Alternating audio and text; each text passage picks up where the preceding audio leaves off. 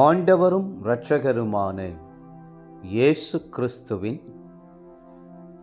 ஈடு இணையற்ற நாமத்தில் அன்றன்றுள்ள அப்பம் வாசகர்களுக்கு எங்கள் அன்பின் வாழ்த்துக்கள். 2025 ஆண்டு டிசம்பர் மாதம் 11ஆம் தேதி வியாழக்கிழமைக்குரிய தின தியானம். இன்றைய தலைப்பு சிட்சை. எபிரெயர் 12:11 சொல்லுகிறது, எந்த சிட்சையும் தற்காலத்திலே சந்தோஷமாய் காணாமல் துக்கமாய் காணும், ஆகிலும் பிற்காலத்தில் அதில் பழகினவர்களுக்கு அது நீதியாகிய சமாதான பலனை தரும். சிட்சையை யாரும் விரும்புவதில்லை. ஆனால் ஒரு மனுஷன் சீர்படுவதற்கு சிட்சை மிகவும் அவசியமாய் இருக்கிறது. தேவனுடைய சிட்சை என்பது ஒருவேளை அந்த நேரத்தில் துன்பமானதாய் இருக்கலாம், ஆனால் பிற்காலத்தில் அதுவே நமக்கு ஆசீர்வாதமானதாக மாறுவதை காண்போம். நாம் நம்முடைய பிள்ளைகளை பிறம்பினால் சிட்சிக்கிறோம். அதன் முக்கிய நோக்கம் அந்த பிள்ளைகளுடைய நன்மையே. அதே நேரத்தில் பெரியவர்களை எப்படி சிட்சிப்பது? அரசாங்கம் அதற்கான பலவிதமான அபராதங்களையும் தண்டனைகளையும் சிறை கூடங்களையும் வைத்திருக்கிறது.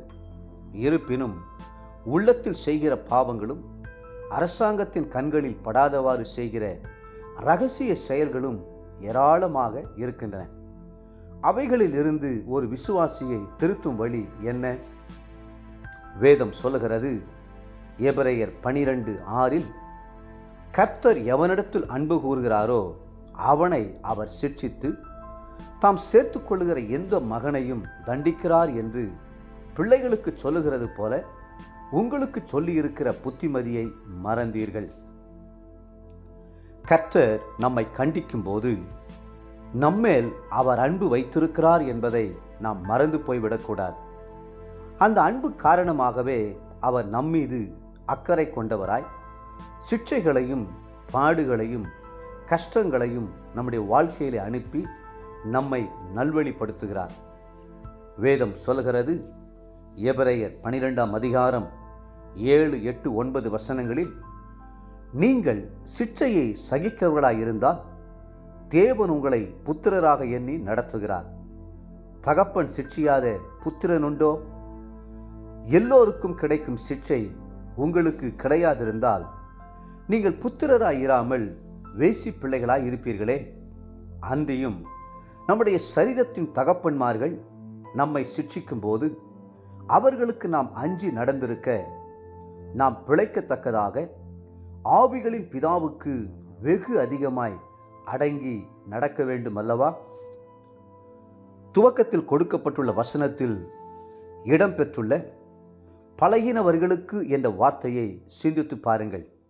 ஆம், சிட்சையின் மூலம் கர்த்தர் நம்மை பழக்குவிக்கிறார். பரிசுத்த பாதையில் நடக்க நமக்கு சொல்லிக் கொடுக்கிறார். ஆலோசனை கர்த்தராகிய தேவன் சிட்சையின் மூலம் நமக்கு கற்றுக் கொடுக்கிற நல்ல பாடம் உண்டு. அப்பாடத்தை நாம் ஆரம்பத்திலேயே கைக்கொள்வோம் என்றால் அது நித்திய ராஜ்யத்திற்கு நாம் சென்று சேரும் வரையிலும் நமக்கு போதிய பாதுகாப்பை தரும்.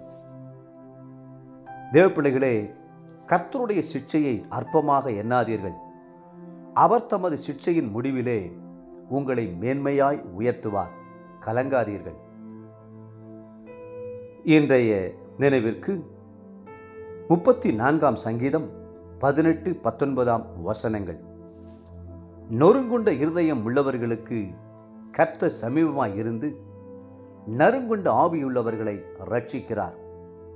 நீதிமானுக்கு வரும் துன்பங்கள் அநேகமாயிருக்கும், கர்த்தர் அவைகள் எல்லாவற்றிலும் நின்று அவனை விடுவிப்பார்.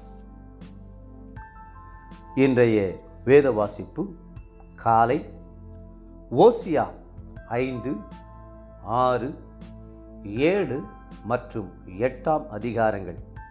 மாலை வெளிப்படுத்தின விசேஷம் 2ஆம் அதிகாரம். அன்புக்குரிய அன்றன்றுள்ள வாசகர்களே, மீண்டும் உங்களை வாழ்த்துகிறோம். கர்த்தருடைய சிட்சை உங்களுக்கு நன்மையாகவே காணப்படும். கர்த்தர் தாமே உங்களை ஆசீர்வதித்து மென்மேலும் உயர்த்துவாராக. ஆமென்.